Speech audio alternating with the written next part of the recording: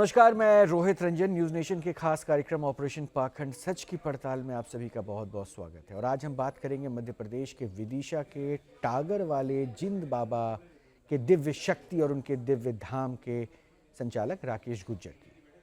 राकेश गुर्जर का दावा है कि बाबा स्वयं उनके शरीर पर आकर लोगों पर कृपा बरसाते हैं और उनके तमाम परेशानियों को दूर कर देते हैं। कीलों के सिंहासन पर ये बैठते हैं और साक्षात लोगों से रूबरू होते हुए उनके पीड़ा को, उनके कष्ट को वो हर लेते हैं। क्या कुछ उनके चमत्कार के दावे हैं, उन पर हमने एक रिपोर्ट तैयार की है। सबसे पहले हम आपको वो दिखाते हैं।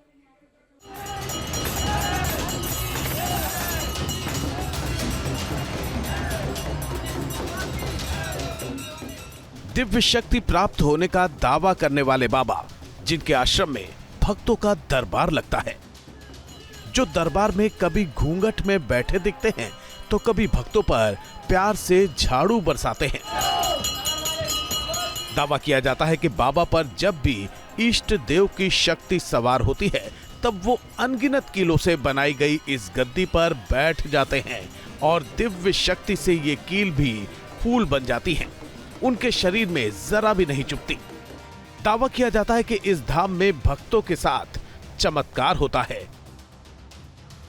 इस धाम का नाम है टगर वाले बाबा का धाम।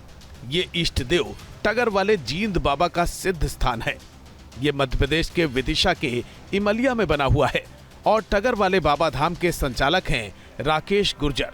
राकेश गुर्जर धाम में वर्षों से दरबार लगा रहे हैं। ये दरबार हर गुरुवार को दोपहर बाद 2 बजे से लगता है। राकेश गुर्जर का दावा है कि जब भी देवता की शक्ति उनमें आती है वो लोगों की परेशानियां दिव्य शक्ति से दूर करने लगते हैं। चाहे वो सामाजिक दिक्कत हो, शारीरिक दिक्कत हो या फिर अनजानी शक्ति यानी भूत पिशाच की बाधा हो, उनके झाड़ा लगाते ही सारी परेशानियां छू मंतर हो जाती हैं। घर में परेशानियां थी वो दूर हो गई सब। क्या परेशानियां थी? जैसे ट्रैक्टर नहीं चल रही या कमाई नहीं हो पा रही अपनी। अच्छा, कमाई की दिक्कत हो रही थी, आर्थिक दिक्कत हो रही थी, यहाँ पे पहुंची हो, समस्या समाधान हो अब गई। कमाई हो रही है। हाँ, कमाई हो रही है। बिट्टू लेके आए थे, इसे चक्कर था कुछ। चक्कर था? हाँ। बच्ची को कुछ चक्कर था? हाँ यानी बाहर ही कुछ ताकत थी? हाँ हाँ हाँ, बाहर से। अब क्या स्थिति है? अब ठीक हैगी, 5 गुरुवार है वो ठीक हैगी और लेके आए हम।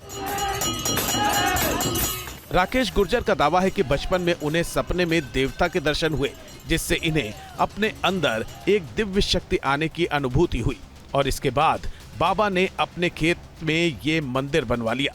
मंदिर में भीड़ बढ़ने लगी और वो यहाँ पर दरबार लगाने लगे। बाबा का दावा है कि समस्या के समाधान के लिए 3 बार दरबार में आना होता है। दरबार में आने से भूत पिशाच की बाधा उतर जाती है। दरबार में आने से शराबियों की शराब की लत छूट जाती है। दरबार में आने से घर का लड़ाई झगड़ा क्लेश खत्म हो जाता है, जिसे डॉक्टर्स ने जवाब दे दिया है। उनकी बीमारी तक ठीक हो जाती है। कैंसर जैसी लाइलाज बीमारी से लेकर सिर दर्द तक ठीक होता है। जिस दंपति की गोद सुनी हो उसके बच्चे हो जाते हैं।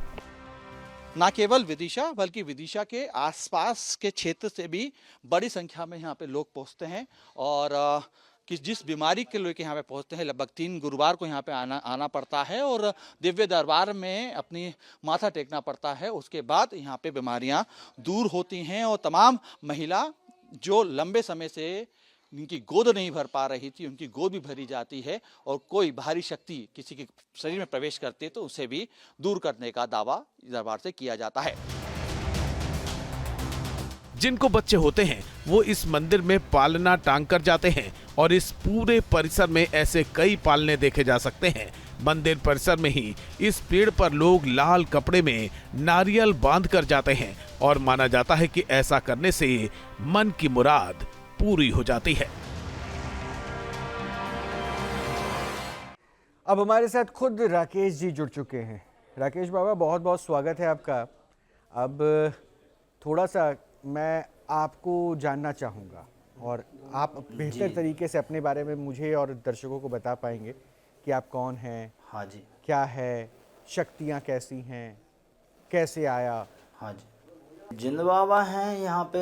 खेत पे स्थान काफ़ी पुराना है, जब जो हमारे गांव बसे थे जब से ही स्थान है यहाँ पे। आज 500-600 साल पुराना है स्थान तो। अच्छा। मतलब बुजुर्ग लोग बताते हैं। अच्छा। मैं 13 साल की आयु से मैं सेवा दे रहा हूँ वहाँ की यहाँ पे। नहीं, मैं आपकी आस्था का बिल्कुल सम्मान कर रहा हूँ और आपकी आस्था और जिन आपसे बाबा जुड़े हैं लोगों यहाँ की पे आस्था का और भी सम्मान। काफी उनके चमत्कार हैं, ऐसा नहीं। नहीं, वो चमत्कार ही मैं उसी को काफी समझना चाह रहा चमत्कार था हैं, वो कि तो कहीं आसपास क्या के जैसे चमत्कार है? और लोगों के भी जमीन है यहाँ पे।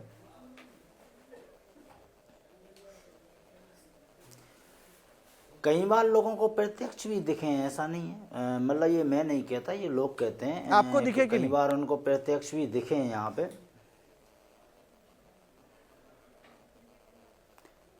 हाँ जी, 1-2 बार मैंने भी प्रत्यक्ष दर्शन किए हैं। अच्छा, किस रूप में थे वो? हाँ जी, सफेद कपड़े पहने थे, धोती कुर्ता थे, पगड़ी थी। तो वो किसके उपासक थे, ये आपको पता चल पाया कि नहीं? उनके पास ये चमत्कारिक शक्तियां कैसे आई? वो किसके अवतार में धरती पर आए जी, थे, वो ये तो पता जब चला कि? आते हैं तो भोलेनाथ जी की जय बोलते हैं। और उनने मुझे, नहीं उनकी कोई ऐसी कहानी तो है नहीं।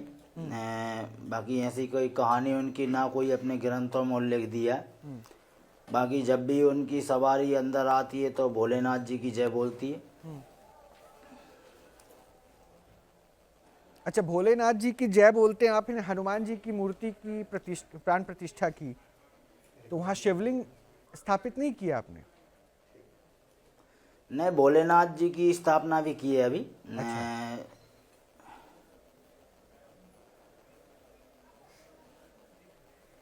तो आप 15-20 दिन ही हुए हैं किनकी अभी तो। सेवा करते हैं?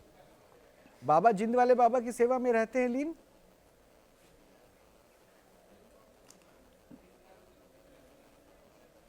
नहीं, सेवा तो मैं देखो सबकी करते हैं हम। धाम भाई हमने स्थापना की है तो सेवा तो हम सबको ही देंगे। नहीं, आपके अंदर जो शक्तियां आती है या फिर आपको जो दर्शन देते हैं या आपके शरीर पर जो आते हैं, बाकी हमारे वो- इष्ट वो- हैं, जिन बाबा वो हैं। तो जिंद बाबा आते हैं ना, भोले बाबा या बजरंग बली तो नहीं आते ना? हाँ जी, नहीं जी, नहीं। अच्छा, और किस तरह की परेशानियां दूर हो जाती है उस दरबार से?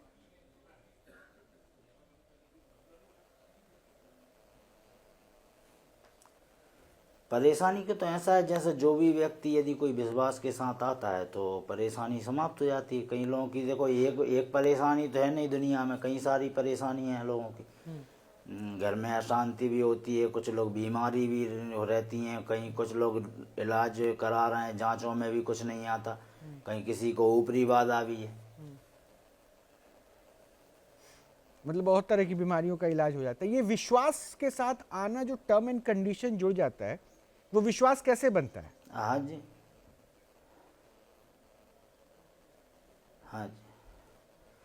जी देखिए, वो तो ऐसा रहता है, एक अंतरात्मा भी रहती है व्यक्ति की, जहाँ पे भाई आत्मा बोलती है वहाँ विश्वास ऑटोमेटिक हो ही जाता है। ऐसा नहीं रहता। और नहीं तो दरबार तो देखो अब ऐसा है कि हर जगह भी लग रहा है। अब कई जगह लोग, हर जगह लोगों की आस्था है, नहीं, मैं कई इसलिए जगह पूछ नहीं रहा भी हूँ है। कि देखिए कई जगह दरबार तो लोग हर ऐसे जगह भी लग रहा जाते हैं, है, कई हर जगह लोगों लोग की आस्था क्या है देखने नहीं जाते है, हैं लेकिन कि महादेव आज जहाँ देख लो महादेव कल या और कहीं बजरंग चले बली के नाम से अगर कोई दरबार लगे तो वो समझ में आ जाता है। उनके व्याख्यान को आपने ग्रंथों से भी जान लिया, लेकिन आप जिन देवता के साथ जुड़े हैं उन देवता के बारे में आप भी नहीं जानते हैं, आप भी खुलकर नहीं बता पा रहे। तो इसलिए मैं पूछ रहा हूं कि विश्वास फिर कैसे बनेगा? अगर मैं आपको अपना गुरु बनाना चाहूं तो नहीं, मुझे देखो, सबसे पहले ऐसा है, विश्वास करो अब कि हाँ वो नहीं, आप ये गुरु हैं देखो, एक जिनसे बात मुझे है। बहुत कुछ सीखने को मिलेगी। हम्म। तो आपका काम है ना ये, तो आप विश्वास कैसे बनाते हैं? वो कैसे विश्वास बना लोगों का? देखो, जे एक मनुष्य वाली एक बात अलग होती है, दिव्य शक्ति वाली बात अलग होती है। ये तो अपना भाव रहता है। अपन यदि इस धाम पे जुड़े हैं कहीं पे और वहां से अपने को कहीं ऐसे चमत्कार मिलते हैं तो फिर अपने का विश्वास तो उठेगा। नहीं, तो मैं कोई वही पूछ ऐसा रहा तो हूँ, है क्या नहीं कि चमत्कार? अपन कोई भूत प्रेत थोड़ी पूछ रहा है तो दिव्य शक्ति। मैं आपसे वही पूछ रहा हूँ, क्या चमत्कार? नहीं भाई, मैं बचपन से यहाँ सेवा दे रहा हूँ, मेरे को कई बार ऐसा चमत्कार दिखे। कैसा मैंने जो चमत्कार? बोला है मेरा वो काम हुआ है, मैंने कुछ भी बोला है हुआ है। मुझे प्रेम में उनने मुझे काफ़ी प्रेम भी दिया। अरे ऐसा सब उनके मुझे दर्शन भी हुए हैं, है ना। और मैं यहाँ पे आया हूँ तो मुझे एक अलग महसूस भी हुआ है धाम पे। अब वो तो जो व्यक्ति के ऊपर रहता है वही महसूस कर सकता है, सब थोड़ी कर सकते हैं। लेकिन आप तो महसूस कराते हैं ना अपने भक्तों के ऊपर दरबार में बैठाकर कि आप भोजन भी आप कराना आप है, महसूस ऐसा कर थोड़ी। रहे हैं, इसलिए दूसरों को महसूस करा रहे हैं कि देखिए कृपा जारी है। नहीं, ये तो देखो दिव्य शक्ति है, वो महसूस कराती है। हम तो भाई एक सलाह दे नहीं तो सकते हैं आपने उस व्यक्ति दिव्य को शक्ति को और कि करीब से भक्ति जानने मार्ग की में कोशिश यदि क्यों नहीं की? हमारे ऊपर जो अगर भी वो आपके अपने शरीर अभी पर तक जो आने कुछ लगे, देखा है, आपको एक जरिया बनाकर वो लोगों का कल्याण करने लगे, नहीं तो आपने उनको जानने की और कोशिश क्यों नहीं की? उनके बारे में क्यों नहीं और जानना चाहा? तो जान के मुझे ऐसा कुछ करना भी क्या है? मुझे इतना मालूम है दिव्य शक्ति है, और दिव्य शक्ति है, इसके अलावा मैं कुछ जानने की कोशिश क्यों करूं? अच्छा, जब आप 100% और यदि आश्वस्त कोई नहीं है कि शक्ति वो कोई दिव्य अच्छा शक्ति मार्ग क्यों दे है, रही है, तो फिर किसी सामने व्यक्ति वाले की को आप विश्वास परेशानी कैसे खत्म कर दिलाएंगे? रही है, तो उसको जानने की कोई नहीं। देखो ऐसा नहीं है, यदि कोई दिव्य शक्ति सही मार्ग दे रही है, अब नाम को तो ऐसा क्या है, सबके अलग अलग नाम है, भोलेनाथ जी, हनुमान जी, शंकर जी, जो कुछ भी है, पर हर अपने पूरे देवी देवता के नाम सब अलग हैं, मार्ग तो सबका एक ही है ना। तो फिर कोई ये आपका तो कह मार्ग नहीं क्या? रहा मैं कि अगर आपसे भोलेनाथ कहूं किसी कि को मैं अलग आप पे चीज दे विश्वास रहे करना हैं, चाहता हूं, हनुमान जी अलग से को रहे हैं, मैं कहूं कि सबका मैं आप मार्ग पे तो एक ही विश्वास है। करना चाहता हूं, तो मैं कैसे विश्वास करूं आपके ऊपर? हाँ जी, अब ये तो देखो आपका भाव है भाई, करो तो आओ, हम तो किसी को पीले चावल तो देने जा नहीं रहे, जिसको भाव है वो आए, नहीं तो ना आए। अच्छा, वो कील वाले गद्दी पर क्यों बैठते हैं दरबार में? ये कौन अभी सा तक हम तो ये किसी कौन से सा बोलते रूप नहीं है कि कि आप जहां आप आइए, बैठते और हैं, जो आपकी बैठकी होती है? मैंने देखा एक वीडियो में कि उस बैठकी में सैकड़ों कील थे और उस कील के ऊपर आप बैठते हैं। हाँ जी। अब आपका आसन वहां पे होता है, ये क्या करते हैं? हाँ हाँ जी, वो नहीं, वो शक्ति आती है तो उनको पहले वो ऐसे ही बैठते थे, पर फिर उनका आदेश हुआ कि गादी चाहिए कीलों वाली, तो फिर हमने बोला कि दी, उस पर ही बैठते हैं। तो उसी पे आप बैठ के दरबार लगाते हैं?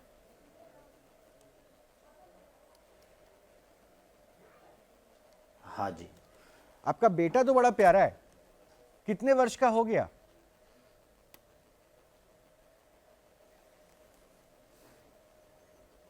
वो 10 साल का हो गया। अच्छा, तो वो कहीं पूछता नहीं है कि पापा ये कौन सी शक्ति है, कौन सा पावर है? या कई बार आप अपने पावर के साथ उसको बताते हो कि क्या पढ़ाई करनी चाहिए, क्या बनना है, कैसे बनना है?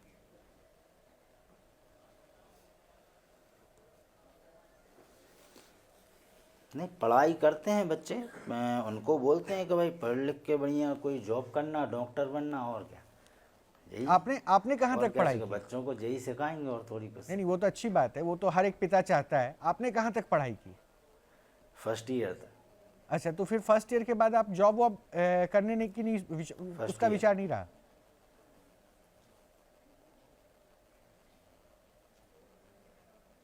नहीं जी, मेरे परिवार में सब लोगों ने पढ़ाइयाँ, मैंने तो थोड़ी कम की है, और लोगों ने भी काफ़ी आगे तक की है, पर जॉब कोई नहीं करता घर में। अच्छा, तो वो खेती बाड़ी पे ही आप लोग डिपेंडेंट हैं? जमीन है, खेती करते हैं। नहीं, अच्छी बात है, वो तो अन्नदाता, देश की पहचान हाँ ही जी, अन्नदाता सरपंच है। हैं गाँव से।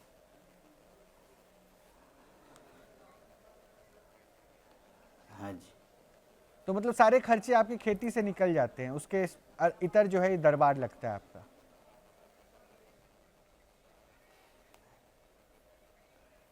हाँ जी। कभी घर वालों ने पूछा नहीं आपसे कि ये क्या होता है, क्यों करते हो? कभी इस पे सवाल नहीं उठाया घर वालों ने?